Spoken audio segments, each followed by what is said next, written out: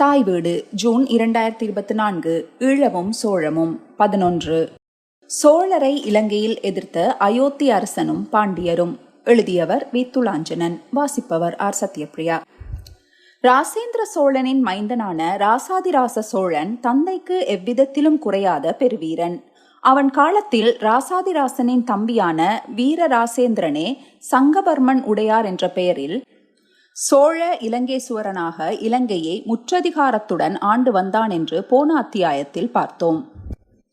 ராசாதிராசனின் கல்வெட்டுகள் இலங்கையில் கிடைக்கவில்லையே தவிர அவன் காலத்தில் இலங்கையின் அரசியலும் கொந்தளிப்பான நிலையிலே இருந்தது என்பதும் அதில் ராசாதிராசனின் தலையீடும் இருந்தது என்பதும் அவ்வரசால் 1044 ஆண்டு பொறிக்கப்பட்ட மெய்கீர்த்திகளின் மூலம் தெரிய வருகின்றது. இம்மெய்கீர்த்திகள் மணிமங்கலம், திருவொற்றியூர், திருவையாறு முதலிய கோவில்களில் கிடைத்துள்ளன. அம்மெய்கீர்த்தி அவன் காலத்தில் விக்ரமபாகு, விக்ரமபாண்டியன், வீரசலாமேகன், சீவல்லவன், மதனராசன் ஆகிய 4 இலங்கை அரசரை வென்றதாகவும் பதிவு செய்கிறது.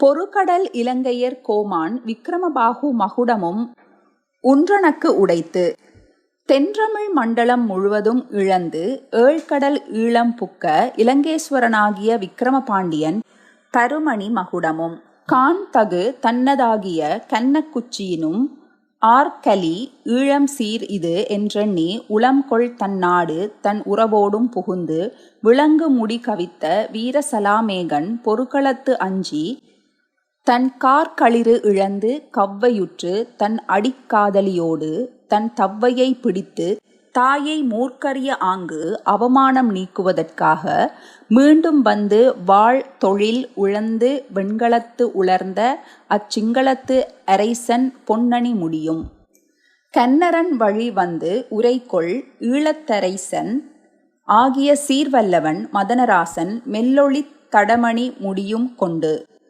என்றவாறு இந்த மெய்கீர்த்தி விக்ரமபாண்டியன் தென்தமிழ் நாட்டை ஆண்டவன் என்றும், வீரசலாமேகன் கன்யா குப்பியத்திலிருந்து இலங்கை வந்தவன் என்றும், சீவல்லவன் கன்னட தேசத்து அரசனின் துணையை பெற்றவன் என்றும் அது மேலும் கூறுகிறது.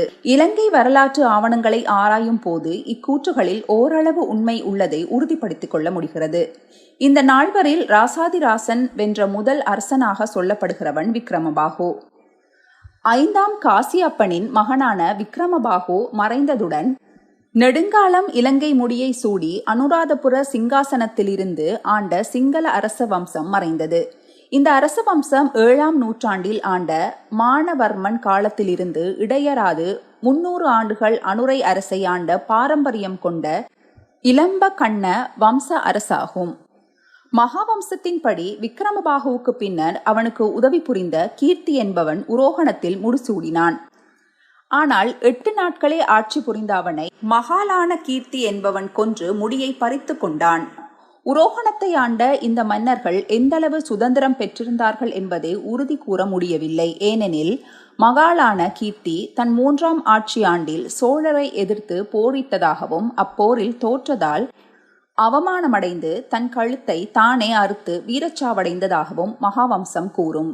எனவே உரோகணம் அப்போது சோழரின் கட்டுப்பாட்டிலே இருந்தது என்றும் சிங்கள அரசு பெயருக்கு ஒரு அரசாக நீடித்து வந்தது என்றுமே கொள்ள முடிகின்றது. கீர்த்தி பற்றியோ மகாலான கீர்த்தி பற்றியோ ராசாதிராசனின் மெய்கீர்த்தி மௌனம் சாதிக்கின்றன.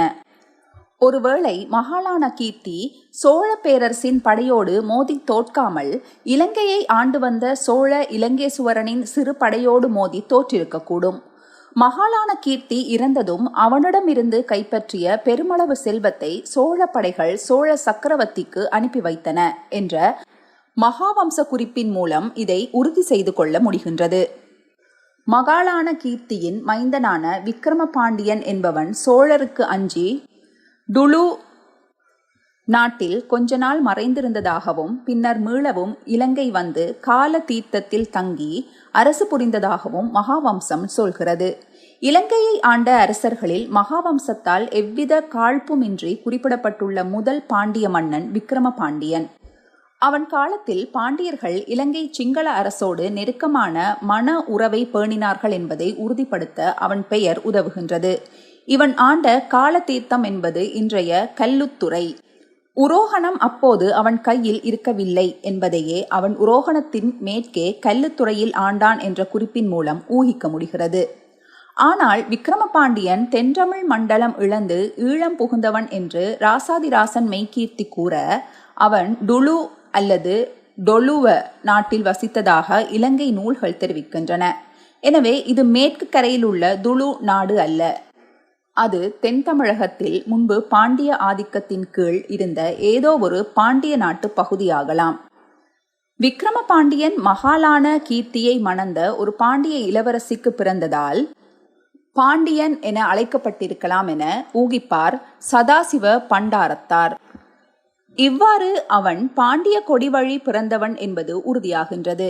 விக்கிரமபாகு விக்கிரம பாண்டியன் தவிர ராசாதிராசன் கல்வெட்டில் வரும் வீர சலாமேகன், சீவல்லவன் மதனராசன் ஆகிய ஏனைய இருவர் பற்றி இலங்கை ஆவணங்களில் நேரடியான குறிப்பெதையும் காண முடியவில்லை. அவர்களுக்கு பதிலாக சகதிபாலன், பராக்கிரம பாண்டியன் ஆகிய இரு உரோகண மன்னர்கள் பற்றியே இலங்கை நூல்களில் குறிப்பிடப்பட்டுள்ளது.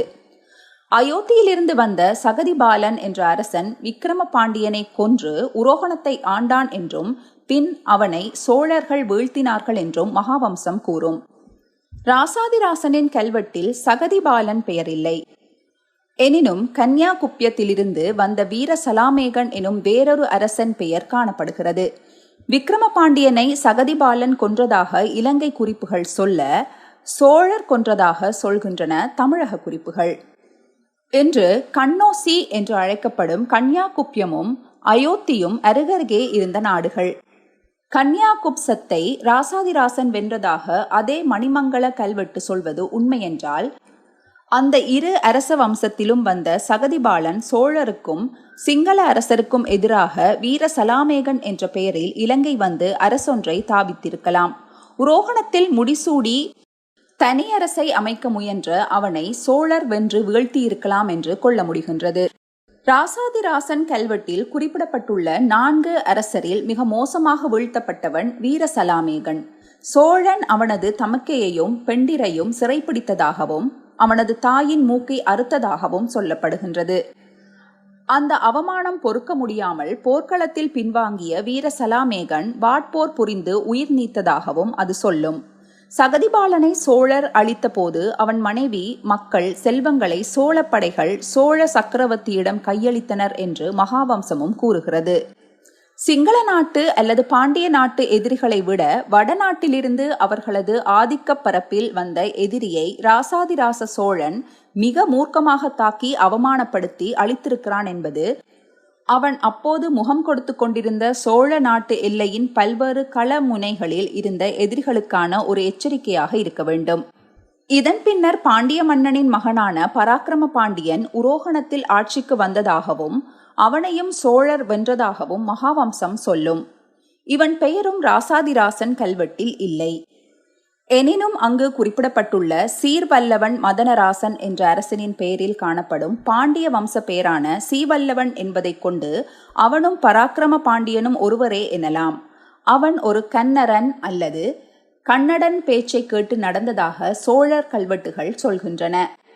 அப்போதைய சோழரின் முதன்மை எதிரியான மேலை சாளுக்கியர் பாண்டிய எதிரிகளோடு கூட்டு சேர்ந்து சோழரை வீழ்த்த சதி செய்தார்கள் என்று இதை புரிந்து கொள்ள முடியும். சரி, இப்படி ராசாதிராசன் ஆட்சி காலத்தில் எல்லோரும் இலங்கையில் கூட்டு சேர்ந்து சோழரை வெல்ல கங்கடம் கட்டி திரிய வேண்டியதன் அவசியம் என்ன? இந்த காலகட்டத்தில், அதாவது பொது ஆண்டுக்கு பின் 1040 முதல் 1050 வரை தமிழரசுகளாக விளங்கிய பாண்டியம், சேரம் என்பன சோழரது முற்று முழுதான ஆட்சியின் கீழ் அடங்கியிருந்தன. இலங்கையின் வடபகுதி சோழராட்சியின் கீழ் இருந்தாலும் தென்பகுதி மீது அவர்கள் அத்தனை அக்கறை செலுத்தாததாலேயே அங்கு சிங்கள கிளர்ச்சியாளர்கள் அடிக்கடி புரட்சி செய்து கொண்டிருந்தார்கள். இக்காலத்தில் தமிழகத்திலும் வடக்கெல்லையில் கீழை சாளுக்கியரின் வேங்கி, கிழக்கு ஆந்திரம், மேலை சாளுக்கியரின் மண்ணை கடக்கம், வடக்கு மற்றும் மேற்கு கன்னடம், மேலை கங்கரின் கங்கபாடி, தென்கிழக்கு கன்னடம், நுளம்பபாடி, நடுக்கன்னடம் ஆகிய நாடுகள் சோழருக்கு எதிரான பெருஞ்சக்திகளாக காணப்பட்டன.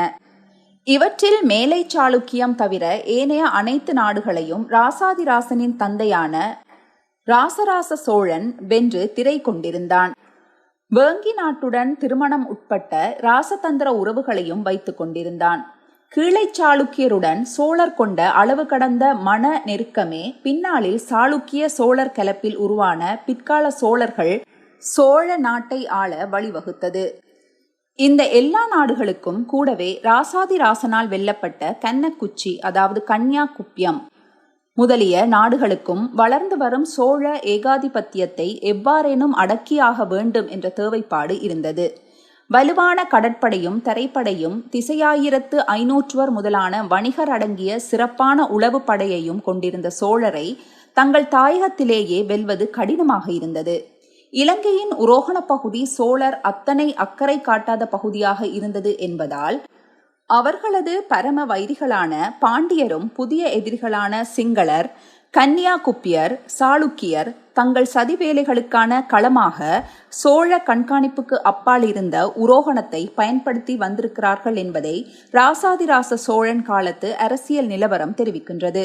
இலங்கையில் ஒரு சிங்கள அரசனும் இரு பாண்டிய அரசரும் ஒரு கன்யா குப்பிய அரசனும் வீழ்த்தப்பட்ட செய்தி ராசாதிராசனின் 1044 ஆண்டு கல்வெட்டில் இருப்பதால் அவ்வாண்டுக்கு முன்பேயே இந்த நால்வரும் வீழ்த்தப்பட்டு விட்டனர் என்பதை ஊகிக்கலாம்.